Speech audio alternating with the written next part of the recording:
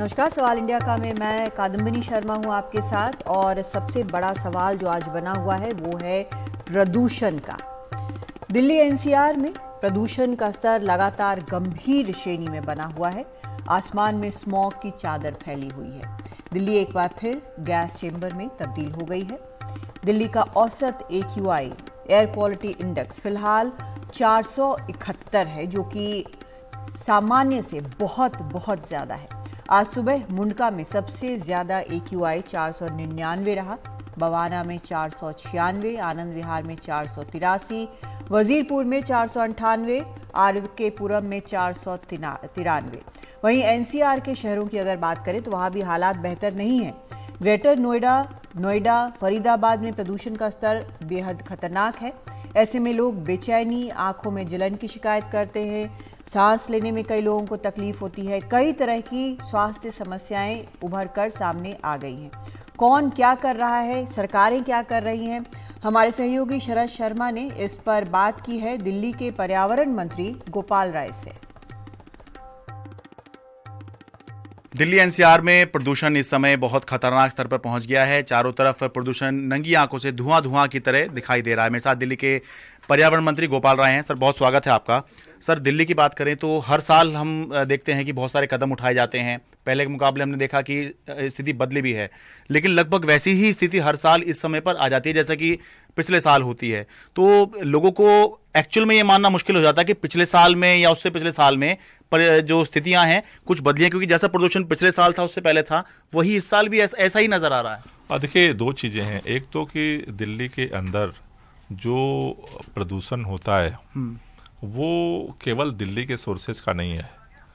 अभी जो CSC ने एक रिसर्च किया था वो ये कहता है कि जो पोल्यूशन इस समय सर्दियों में खास तौर से जो बढ़ता है उसमें जो सोर्स है दिल्ली के अंदर से ज़्यादा दिल्ली के बाहर का, दिल्ली NCR में चारों तरफ जो गतिविधियाँ होती हैं।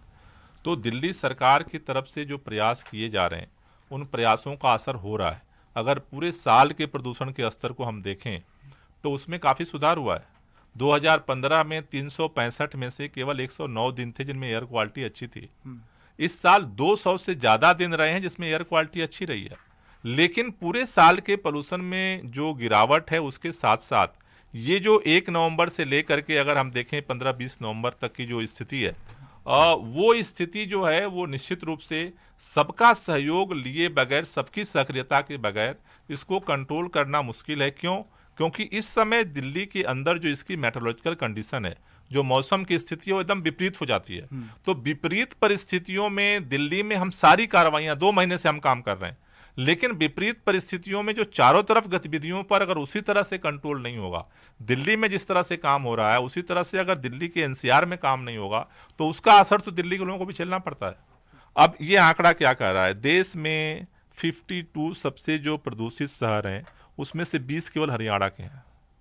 तो मतलब कि जो आज लोग चारों तरफ दिल्ली के जो प्रदूषण बढ़ रहा है, तो मेरा इसमें देखो निवेदन यह है कि अब केंद्रीय पर्यावरण मंत्री को भी सक्रिय होने की जरूरत है।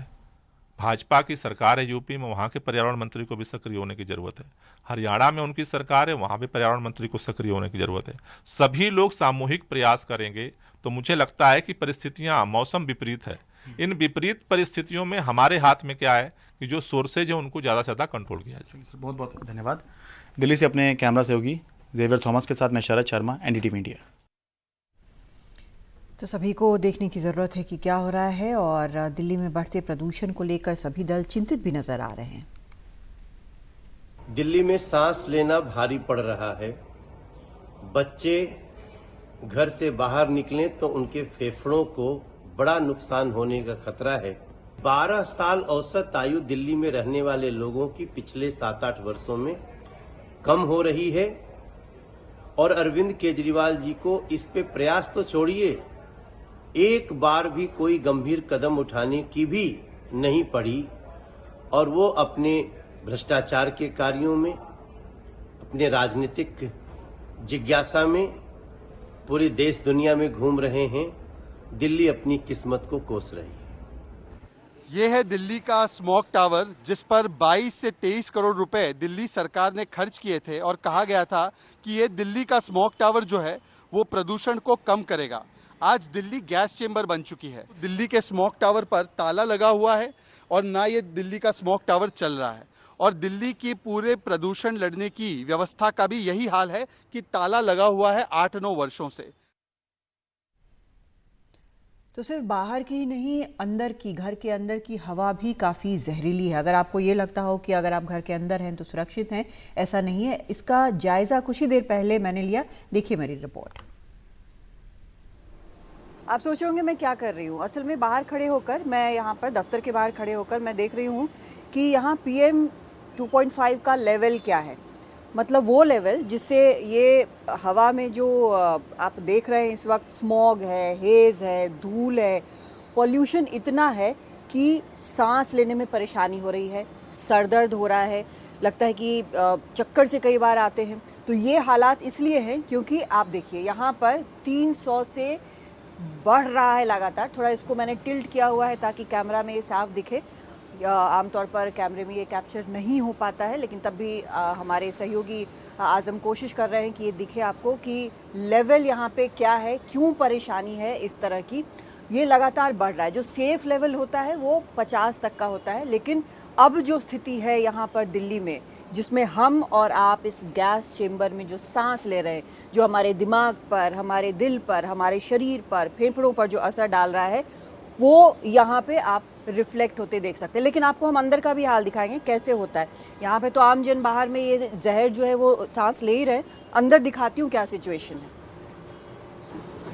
चलिए अब हम अंदर आ गए हैं और अब आपको दिखाते हैं कि यहाँ पर क्या अंदर इंडोर पोल्यूशन भी एक चीज़ होती है और वो वो भी मुश्किल होती है। अब यहाँ पे धीरे धीरे ये जो नंबर्स हैं यहाँ पर, इसमें मीटर जो है आपको जो पोल्यूशन दिखा रहा है वो कम होता नज़र आ रहा है। इसको आप देखेंगे धीरे धीरे 350 से ये नीचे आना शुरू हो रहा है और बड़ी तेज़ी से नीचे आ रहा है। देखिए कैसे हो रहा है, ठीक है। ये ऐसे धीरे धीरे यहाँ पर कम होगा, लेकिन पोल्यूशन तब भी आप नोटिस करेंगे कि पोल्यूशन बहुत ज़्यादा है अभी भी।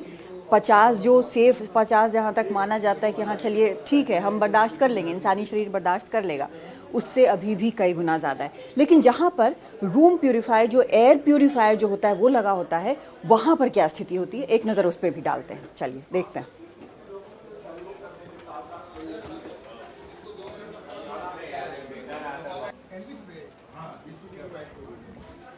चलिए अब हम एयर प्यूरीफायर वाले रूम में आ गए। ये दिखाते हैं, यहाँ पर एयर प्यूरीफायर एक लगा हुआ है। अलग अलग किस्म के आते हैं एयर प्यूरीफायर, तो ये यहाँ पर लगा हुआ है।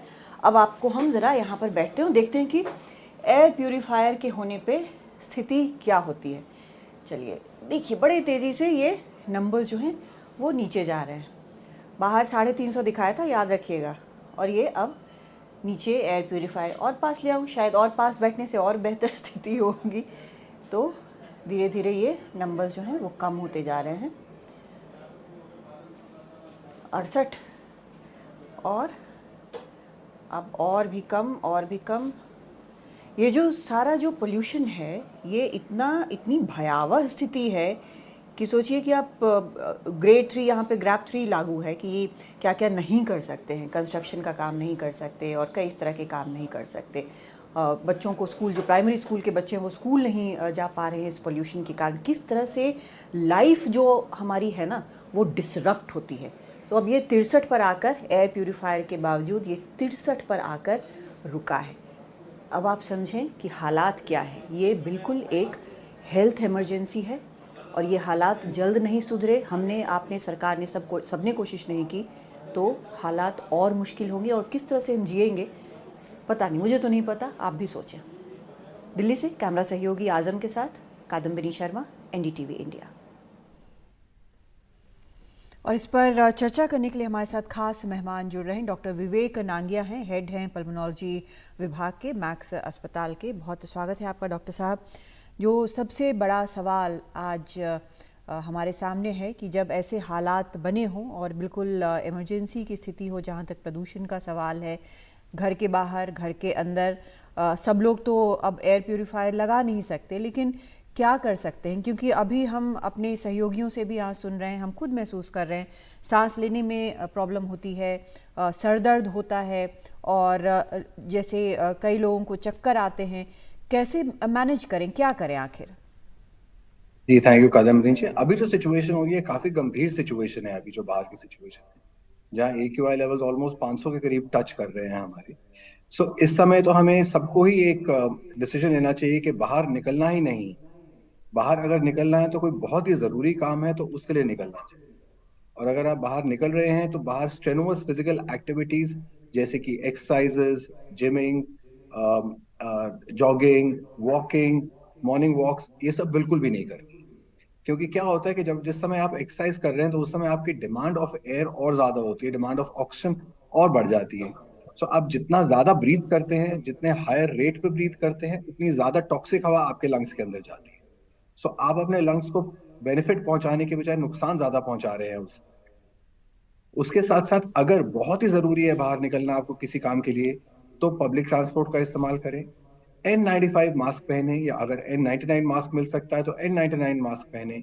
ये दोनों टाइप के मास्क जो हैं वो कुछ प्रकार की प्रोटेक्शन आपको प्रोवाइड करेंगे, बट कुछ प्रोटेक्शन हमेशा ही कुछ ना होने से बेहतर रहेगा।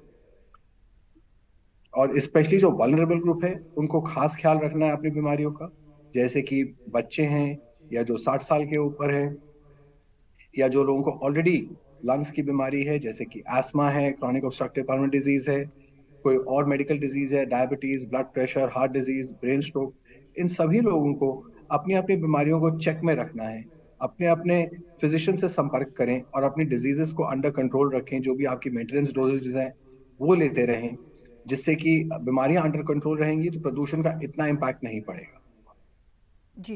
वैसे डॉक्टर साहब, ये तो मुश्किल है, जो लोग कामकाजी लोग हैं उनको तो जाना ही पड़ता है। प्रदूषण के कारण अभी तक छुट्टी हो ऐसा कभी कोई डिक्लेरेशन सरकारें या दफ्तर तो करते नहीं हैं, काम तो रुकता नहीं है। तो मास्क जो है N95 आपने कहा, N99 कहा, उसके अलावा जो एक नॉर्मल मास्क आता है, क्या वो काम करता है इस पर? अनफॉर्चुनेटली अगर हम एयर पोल्यूशन के कॉन्स्टिट्यूएंट्स देखें, उसके दो प्रकार के कॉन्स्टिट्यूएंट्स होते हैं। एक होते हैं पार्टिकुलेट मैटर और दूसरा होता है टॉक्सिक गैसेस। टॉक्सिक गैसेस में आपकी आती है sulphur dioxide, nitrous oxide, nitric oxide, ozone. इसको तो N95 या N99 मास्क भी नहीं प्रिवेंट कर सकता है। फिर होते हैं पर्टिकुलेट मैटर। पर्टिकुलेट मैटर होता है 10 माइक्रॉन्स एंड अबव का साइज, वो तो किसी साधारण मास्क से भी फिल्टर हो जाएगा। किंतु जो ज्यादा टॉक्सिक मैटर होता है वो होता है PM2.5 और छोटा 2.5 माइक्रॉन से भी छोटा पार्टिकल। वो अनफॉर्चुनेटली जो आपके साधारण सर्जिकल मास्क होते हैं या डबल प्लाई मास्क होते हैं वो उसको प्रिवेंट नहीं कर पाते हैं। उसके लिए N95 मास्क ही है जो 95% एंड N99 99% PM2.5 पार्टिकल्स को प्रिवेंट कर पाएगा। अगर कुछ प्रोटेक्शन हमें मिलती है तो वो सिर्फ इन्हीं दोनों मास्क से मिलती है और किसी मास्क से नहीं। जी। जिनको ये प्रेस्क्राइब्ड है, जिनको डॉक्टरों ने बोला है कि आपको रोज़ कम से कम इतना टहलना ही है, तो क्या ये एडवाइजेबल है कि वो इस तरह के मास्क पहनकर टहलने जाएं? मास्क पहन के आप टहलने नहीं जा सकते हैं, क्योंकि मास्क से जो है आपका एयर इनटेक भी थोड़ा सा कम होता है। तो मास्क पहन के एक्सरसाइज करना रेकमेंडेड नहीं है बिल्कुल। जी। इस समय अगर आपको जो भी एक्सरसाइज करनी है, वर्जिश करनी है, वो कमरे के अंदर या घर के अंदर ही करनी है। और घर का भी वातावरण जैसे आपने बताया उसको भी साफ रखना बहुत बहुत जरूरी है। हम्म। बिल्कुल। और जिनको इनसे समस्या हो रही है, जैसे सर दर्द की समस्या हो रही है, सांस लेने में समस्या हो रही है, तो कई बार मैंने देखा है कि जो आम सर दर्द वगैरह की दवाएं हैं इस तरह के सर दर्द पर काम नहीं करती हैं। काम नहीं करती बिल्कुल भी। इसके लिए जरूरी ये होता है कि बिकॉज क्या हो रहा है कि आप सर दर्द की दवाई तो ले रहे हैं, पर साथ साथ तो टॉक्सिक गैसेस तो फिर भी आप इनहेल करते जा रहे हैं। वो तो फिर भी जी। आपके लंग्स में जा ही रहे हैं और डैमेज कॉज कर रहे हैं। उसके लिए बहुत जरूरी है कि आप साफ वातावरण में रहें, अपने क्लीन एयर के ब्रीथ करने की कोशिश करें। हम्म। तो इसके लिए कोई दवाएं कुछ भी नहीं है, बाकी जो सारे सिम्टम्स हैं उसको हैंडल करने के लिए बिल्कुल कोई सिम्टम उपाय बेस्ड नहीं? दवाइयां ही देनी पड़ेंगी। अगर सर दर्द है तो सर दर्द की दवाई, खांसी जुकाम हो रहा है तो उसकी दवाई, सांस में दिक्कत आ रही है तो इनहेलर या नेबुलाइजर लेना पड़ेगा। पर जो भी सिम्टम है उसके हिसाब से दवाई लेनी पड़ेगी। कोई जेनरिक दवाई नहीं है जो हम बता सकें कि ये पिल लीजिए तो आपको एयर पोल्यूशन से बचाव रहेगा। जी। खान पान में भी कोई सावधानी रखनी होती है ऐसे माहौल में? खान पान का ज्यादा फर्क नहीं पड़ता है, किंतु हाँ अगर हम एक बैलेंस डाइट लें, न्यूट्रिशियस डाइट लें, एंटीऑक्सीडेंट बेस्ड डाइट लें और अपना हाइड्रेशन स्टेटस, पानी का तत्व जो है उसको मेंटेन करके रखें, तो उससे काफी फर्क जी। पड़ेगा। जी। एक चीज़ और मैं जानना चाहती हूँ, हमने एयर प्यूरीफायर वाला भी अभी दिखाया था अपने जो व्यूअर्स हैं उनको, तो बहुत भी कम आया, तो वो करीब 60-63 आ गया, तो वो भी काफ़ी ज़्यादा है। लेकिन हर कोई तो एयर प्यूरीफायर अफोर्ड भी नहीं कर सकता, तो उसके बदले में और कोई उपाय हैं जिससे घर के अंदर थोड़ी सी मतलब वायु प्रदूषण को थोड़ा कम कर सकें? जी, उसके लिए जरूरी है एक दो चीजें करना हमें, जैसे कि हम पेट्स को घर में ना रखें बिल्कुल भी। पेट्स को घर के बाहर ही रखें जितना हो सकता है। Heavy carpets, heavy furnishings, heavy पर्दे, हैवी बेड कवर्स, इन सब का इस्तेमाल ना करें, क्योंकि इन सब में बहुत डस्ट ट्रैप होती है। घर में झाड़ू ना लगाने के बजाय डायरेक्टली पोछा ही लगाएं, ताकि घर क्लीन भी रहे और झाड़ू से जो सारी डस्ट ऊपर हवा में उड़ती है वो ना उड़े। किचन की जो स्मोक आता है उसको, चिमनीज विमनीज को चालू रखें। बाथरूम में डैम्पनेस, नमी ना होने दें, वहां पे भी वेंटिलेटर्स लगा के रखें। घर के अंदर धूप, अगरबत्ती, हवन, ये सब बिल्कुल भी ना करें। घर के इंडोर का एयर पोल्यूशन जो होता है वो कुछ वॉलेटाइल ऑर्गेनिक कंपाउंड्स जैसे कि मस्कीटो कॉइल्स, इन सब से भी होता है, तो वो भी ना जलाएं। इन सब चीजों करने से कम हम अंदर का वातावरण को साफ रख पाएंगे। खिड़कियां दरवाजे बंद करके रखें, जितना हो सकता है एग्जॉस्ट का इस्तेमाल करें, ताकि बाहर अंदर की हवा बाहर जाए किंतु बाहर की हवा अंदर ना आए। जी, बहुत शुक्रिया आपका डॉक्टर साहब, डॉक्टर विवेक नांगिया, हमसे बातचीत करने के लिए, बहुत अहम ये सारी जानकारियां देने के लिए, और उम्मीद करते हैं कि ये जानकारियां हमारे दर्शकों के भी बहुत काम आएंगी। एक ब्रेक लेते हैं, लौटते हैं कुछ और खबरों के साथ।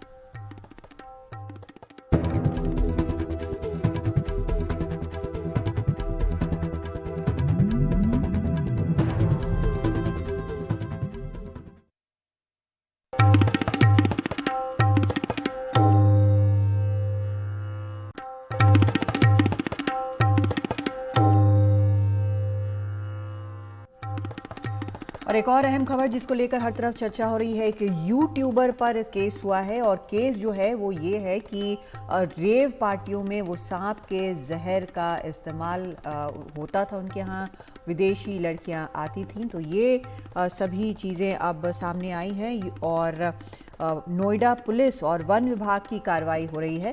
पूछताछ के लिए नोएडा पुलिस एल्विश यादव को अब बुलाएगी और जानकारी लेगी। हालांकि सभी बिंदुओं की गहराई से जांच हो रही है, ऐसा पुलिस ने बताया है, और 3 टीमें गठित की गई हैं इस पूरे मामले में। वैसे इसमें अभी 5 सपेरे भी गिरफ्तार हुए हैं, 5 कोबरा समेत 9 सांप मिले हैं। सांपों का जहर बरामद हुआ है इस सब में। एल्विश यादव को सप्लाई करते थे ये सांप का जहर, एक एनजीओ ने स्टिंग किया, और स्टिंग के बाद पुलिस से शिकायत की थी। रेव पार्टी में ये सारा आरोप जो है कि सांप का जहर, विदेशी लड़कियां लाने का आरोप, ये सारे आरोप लगे हैं, और केस जो है वो नोएडा में दर्ज हो गया है।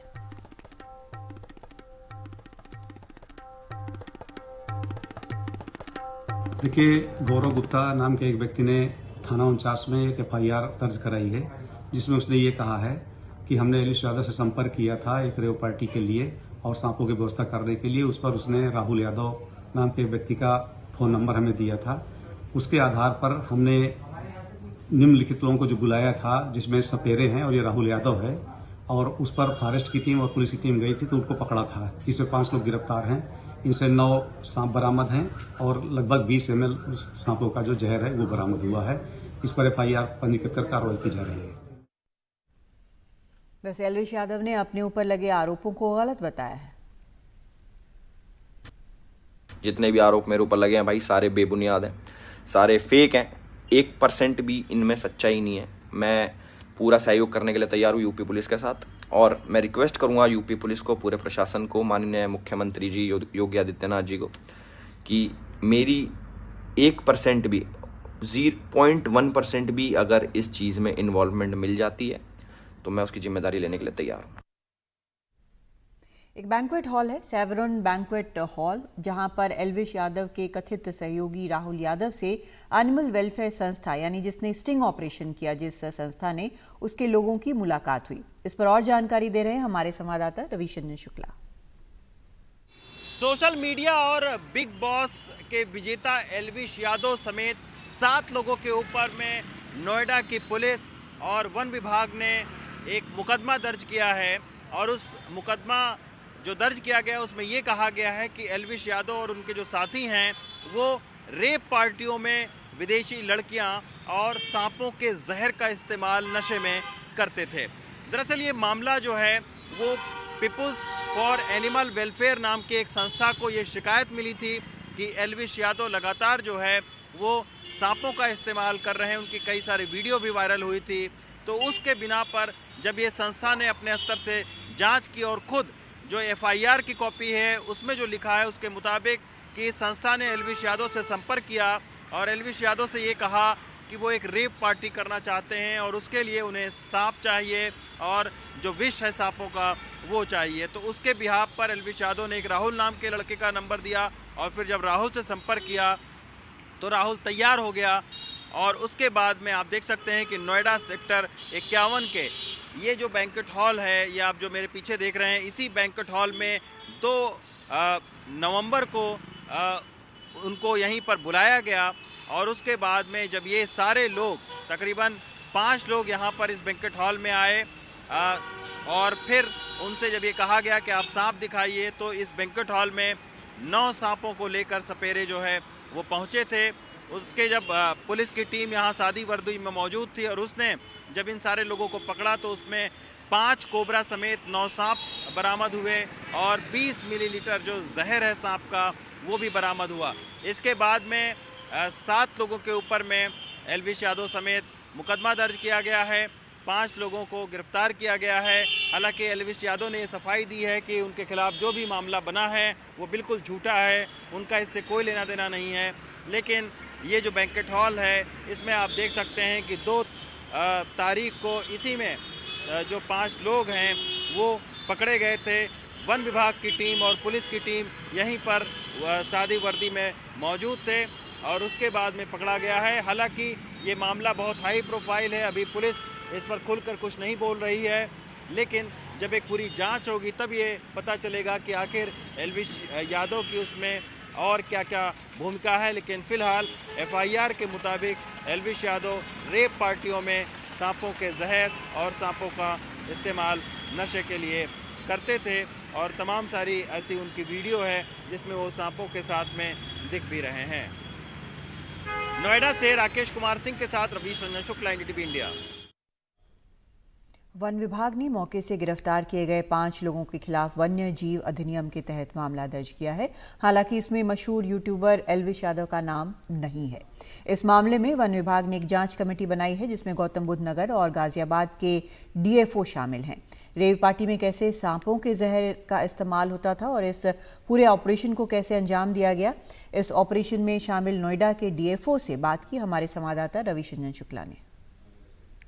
गौतम बुद्ध नगर में एक बड़ा सनसनीखेज मामला प्रकाश में आया जहां पर 7 लोगों के खिलाफ मामला दर्ज किया गया है। इसमें एक सोशल मीडिया के बहुत बड़े इन्फ्लुएंसर जो एल्विश यादव हैं उनका भी इसमें नाम शामिल है और ये कहा जा रहा है कि रेप पार्टी में जो स्नेक बाइट होती है उसका इस्तेमाल किया जा रहा था, सांपों का इस्तेमाल किया जा रहा था। तो उसकी शिकायत पर एक जो संस्था है एनिमल वेलफेयर संस्था है PFA, उसने इस पूरे मामले को उठाया और उसके बाद में उन्होंने एक राहुल यादव नाम के शख्स को फ़ोन किया और फिर राहुल यादव को एक बैंक्वेट हॉल में बुलाया और जहां पर सांप भी पकड़े गए हैं, कुछ लोग उनके साथ पकड़े गए हैं। उस पूरे ऑपरेशंस में प्रमोद कुमार जी भी शामिल थे जो कि गौतम बुद्ध नगर के डीएफओ हैं। हमारे साथ में है प्रमोद जी। प्रमोद सर, ये बताइए कि ये 2 तारीख को पूरा ऑपरेशन चलाया गया, ये किस तरीके से ऑपरेशन चलाया गया, कहां पर चलाया गया, क्या शिकायत आप लोगों को मिली थी?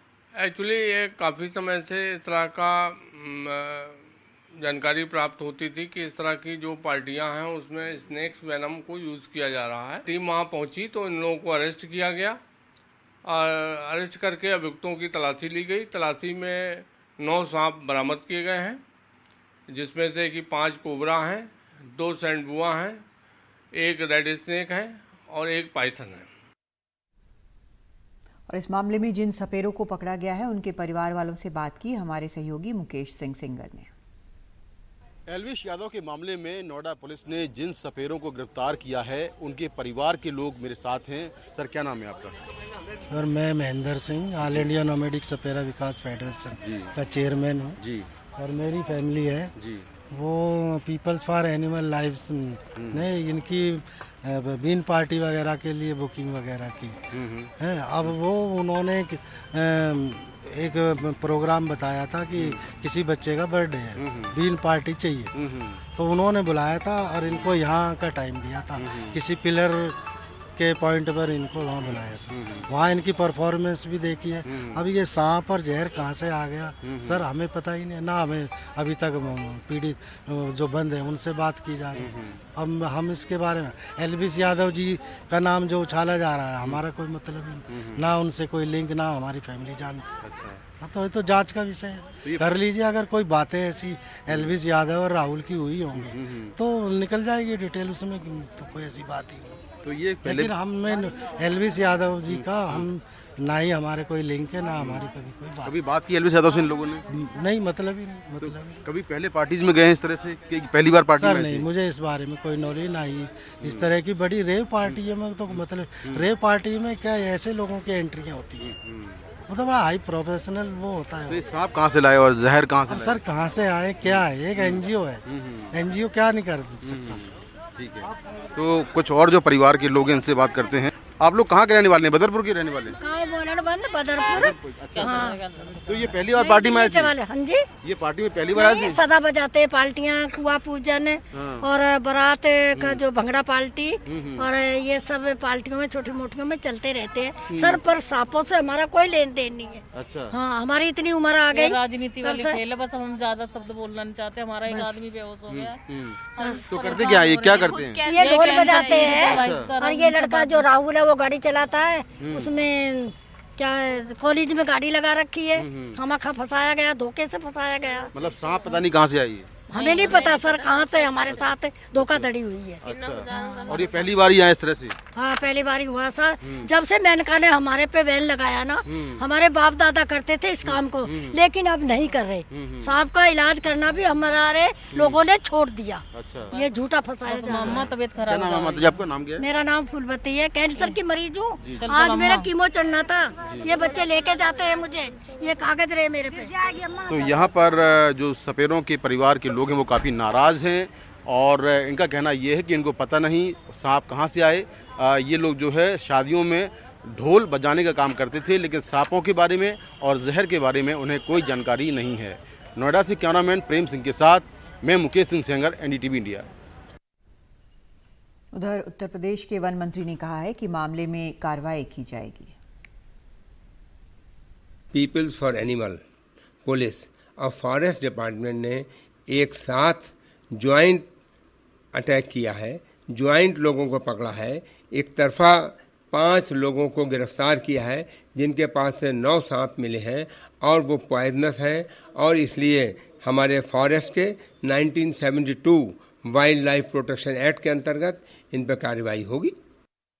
ये जो बंदा है इसके ऊपर हमारी नज़र बहुत दिनों से है, क्योंकि ये जो अपने फिल्में खींचता है, फोटो खींचता है और लगाता है यूट्यूब पर,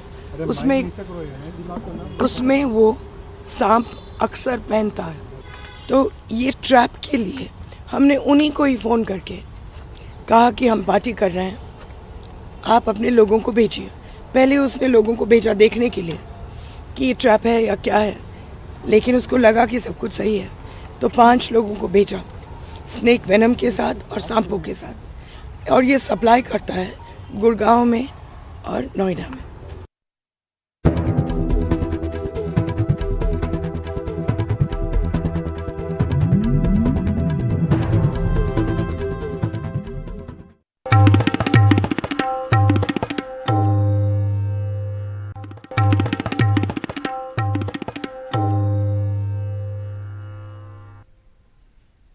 सांसद राघव चड्ढा के निलंबन का जो मामला है उस पर अब सुप्रीम कोर्ट ने दखल दिया है। सुप्रीम कोर्ट ने मामले को शांत करने के लिए दखल दिया है। सुप्रीम कोर्ट ने राघव चड्ढा को राज्यसभा में सभापति से मिलकर बिना शर्त माफी मांगने को कहा है। सुप्रीम कोर्ट ने कहा कि सभापति सहानुभूतिपूर्वक विचार करेंगे और मामले को आगे बढ़ाएंगे। अगली सुनवाई अब 20 नवंबर को होगी।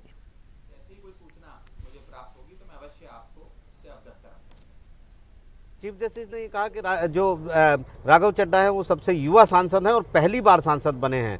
उन्होंने ये कहा कि क्यों ना वो सभापति से माफ़ी मांग लें कि जो भी उन्होंने किया था जिससे हाउस सदन जो है बाधित हुआ, उसके लिए वो बिना शर्त माफ़ी मांगते हैं। उनकी तरफ से वकील शाहजान फरासत ने कहा कि पहले भी वो प्रिविलेज कमेटी को चिट्ठी लिख चुके हैं, माफ़ी मांग चुके हैं और वो अब भी तैयार हैं, सभापति से माफ़ी वो मांग सकते हैं। तो चीफ जस्टिस DY चंद्रचूड़ की ये बेंच है, उन्होंने कहा है कि वो राघव चड्ढा जो हैं वो सभापति के पास जाएं, यानी वाइस प्रेसिडेंट जगदीप धनखड़ के पास जाएं और उनसे बिना शर्त माफ़ी मांगे, अपॉइंटमेंट लेकर उनसे मिलें। और ये भी कहा है कि जो सभापति हैं वो सहानुभूतिपूर्वक उनकी बात पर विचार करेंगे, उनकी माफ़ी पर विचार करेंगे। तो बड़ा कदम सुप्रीम कोर्ट ने यहाँ उठाया है। सुप्रीम कोर्ट ने साफ किया है एक तरीके से कि वो कानूनी पचड़े में नहीं पड़ना चाहते। सदन बहुत उच्च गरिमा वाला है, इसलिए बेहतर होगा कि खुद ही सदस्य और सभापति और जो कमेटी है वो आपस में मिलकर वो इस पर फैसला करे। तो निश्चित तौर पर फिलहाल सुप्रीम कोर्ट ने इस मामले को दिवाली के बाद 20 नवंबर के लिए टाल दिया है और कहा कि इस बीच में अगर इस मुद्दे का हल निकल आता है तो ये काफ़ी अच्छा होगा। अटॉर्नी जनरल ने यह भी कहा है कि एथिक्स कमेटी की मीटिंग आज होनी है। तो निश्चित तौर पर सुप्रीम कोर्ट ने कानून के दायरे से हटकर ये एक फैसला किया है और उम्मीद ये जताई है कि इस माफ़ी मांगने से राघव चड्ढा के ये मामला शांत हो जाएगा। तो इसके ऊपर कानूनी पचड़ा जो है आगे वो नहीं चलेगा। सुप्रीम कोर्ट ने पहले भी कहा था ये एक ऐसा मुद्दा है जिसमें ये तय करना ज़रूरी है कि कितने वक्त तक किसी सदस्य को निलंबित रखा जा सकता है। एक कानूनी मुद्दा है, उन्होंने कहा था कि वो तय भी करेंगे। लेकिन फिलहाल ऐसा लगता है कि सुप्रीम कोर्ट उधर की तरफ न जाके इस मामले को यहीं पर आपसी समझौते से शांत करना चाहता है, इसलिए राघव चड्ढा को कहा गया है कि बिना शर्त माफ़ी मांग ले जाकर। केजरीवाल सरकार के मंत्री और आम आदमी पार्टी के नेता राजकुमार आनंद के घर प्रवर्तन निदेशालय की छापेमारी आज सुबह जाकर खत्म हुई। राजकुमार आनंद के घर लगातार 22 घंटे तक तलाशी ली गई। ईडी के अधिकारी आज तड़के उनके आवास से बाहर निकले। आनंद के सरकारी आवास समेत 9 ठिकानों पर ईडी की टीम ने छापेमारी की। ईडी की टीम के निकलने के बाद दिल्ली सरकार के मंत्री राजकुमार आनंद ने कहा कि पूरे घर की तलाशी ली गई लेकिन कहीं पर कुछ मिला नहीं। ये पूरी कार्रवाई सिर्फ तंग करने के लिए की गई। मंत्री ने कहा कि जिस कस्टम के मामले में ईडी द्वारा ये सारी कार्रवाई करने की बात कही जा रही है वो करीब 20 वर्ष पुराना है और सुप्रीम कोर्ट तक से फैसला आ चुका है।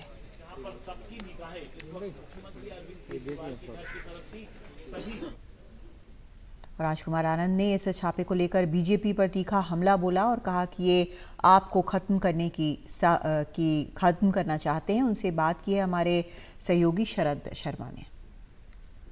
दिल्ली के समाज कल्याण मंत्री राजकुमार आनंद हमारे साथ हैं, जिनके घर से ईडी की टीम 22-23 घंटे की छापेमारी के बाद निकली है। गुरुवार सुबह सुबह ईडी की टीम आ गई थी और शुक्रवार यानी कि आज सुबह ईडी की टीम निकली है। सर, बहुत बहुत स्वागत है आपका। 22-23 घंटे ईडी की टीम आपके घर पे रही, तो पहले तो यही सवाल उठ रहा है कि इतनी चर्चा चल रही थी कि 22-23 घंटे में ईडी ने क्या ढूंढ लिया या क्या उनको मिल गया? कुछ भी नहीं उनको मिला। पूरे दिन वो बार बार उन्हीं कमरों में बार बार जाते रहे। कुछ छुपाया होगा आपने, कुछ तो निकलेगा आपके पास, कुछ और कैश होगा, कुछ ज्वेलरी होगी, लेकिन जो है वो है। तो उनको अंततः कुछ भी नहीं मिला और अजीबोगरीब तरह के सवाल, कोई काल्पनिक से नाम बता रहे थे कि इन लोगों को जानते हो आप। मैंने भाई मैं तो सुना ही पहली बार है इन नामों को। तो इस तरह से वो टाइम किल करते रहे और कुछ भी नहीं है।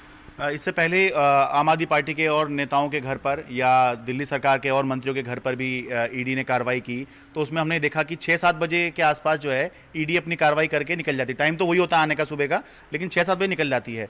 तो उसके बाद जब 6-7 बजे से रात हो गई तो चर्चा चलने लगी कहीं आप गिरफ्तार तो नहीं हो रहे हैं। तो आपको भी लग रहा था कि गिरफ्तारी आज हो सकती है? नहीं, हमें भी यही लग रहा था कि 6 बजे तक ये निकल जाएंगे। और जब वो रात को इतना लेट रुके तो हमें भी एक बार लगा, लेकिन आम आदमी पार्टी में आने के बाद, अपने नेता अरविंद केजरीवाल जी के साथ रहने के बाद ये सब चीज़ों से डर लगना बंद हो गया कि वो गिरफ्तार कर लेंगे या क्या कर लेंगे। क्योंकि सच के रास्ते पे चलने में सत्य परेशान हो सकता है लेकिन पराजित नहीं हो सकता।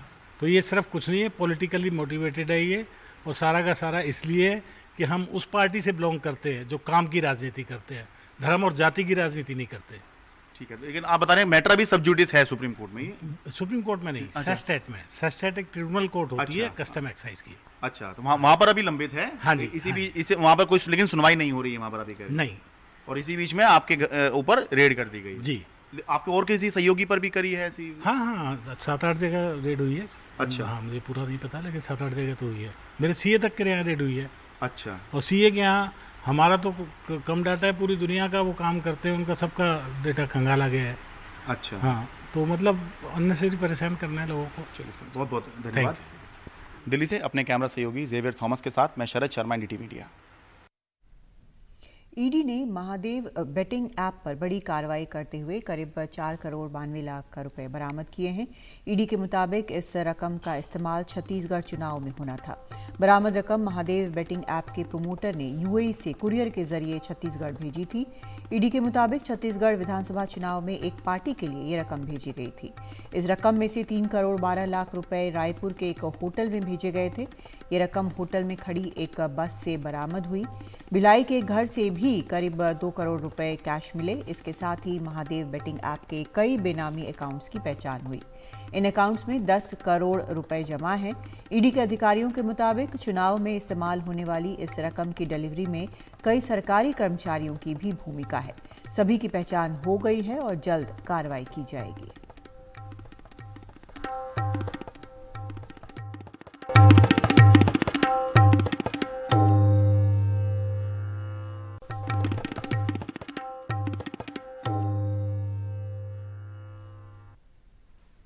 बीजेपी ने छत्तीसगढ़ में आज अपना घोषणा पत्र जारी किया। इसमें 500 में सिलेंडर, युवाओं को नए उद्योग के लिए 50% सब्सिडी और 5 शक्तिपीठ जोड़ने के लिए परियोजना शामिल है।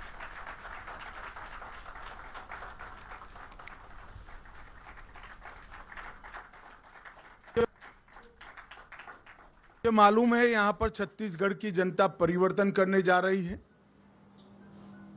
मैं छत्तीसगढ़ में घुमा हूं, जनता से संवाद भी किया है। मैं भारतीय जनता पार्टी की ओर से छत्तीसगढ़ की जनता को आश्वस्त करना चाहता हूं कि बीमारू राज्य से हमने छत्तीसगढ़ को अच्छा राज्य बनाया है और ये अच्छे राज्य को संपूर्ण विकसित राज्य बनाने का काम हम आने वाले 5 साल के अंदर करेंगे। और एक ब्रेक लेते हैं, लेकिन उसके बाद देखेंगे एक खास कार्यक्रम प्रदूषण पर, जिसमें आप कॉल करके अपने सवाल डॉक्टर से पूछ सकते हैं। और कॉल का नंबर है 011-415-77789।